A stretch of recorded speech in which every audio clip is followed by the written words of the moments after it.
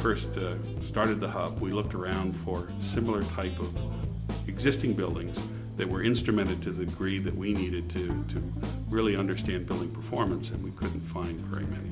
Building 101 is the headquarters of the Energy Efficient Buildings Hub, located here at the Philadelphia Navy Yard. And because we have a location here and we have a relationship with the Philadelphia Industrial Development Corporation that owns the facility, we're able to instrument the building in a way that would not be possible in many commercial buildings. It will benefit from the 1,500 data points at 1 minute intervals that are streaming out of this building.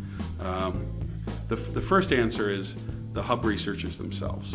The researchers are going to really use this data to calibrate their models, develop better models. It's being used by a team that's developing a tool for auditing buildings. It's being used by people that are looking at codes and standards, and it's being used by workforce development teams that are looking at how can we use this data and what we learn from this data to help educate the workforce. Buildings are extremely complex. There's so many variables to try and pull together to get the right answers, to make models work well, and again, the whole notion is to reduce risk. Increase certainty, reduce uncertainty.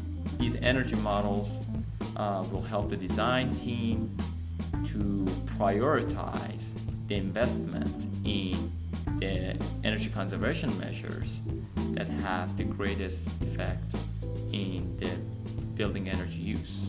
The building 101 is kind of representative in this region and in the Navy Yard. So it's being able to get a good baseline of this building and seeing really what it is that you can do, so that when these other buildings come online, that you're able to make energy improvements within the buildings themselves. So I think there's going to be something that will be tangible both from a creature comfort for the tenants that are here, and also on the bottom line for the operation of the building itself. The data that we acquire from Building 101 will benefit the hub in its mission, and ultimately we hope to be able to take this and have a national impact with it.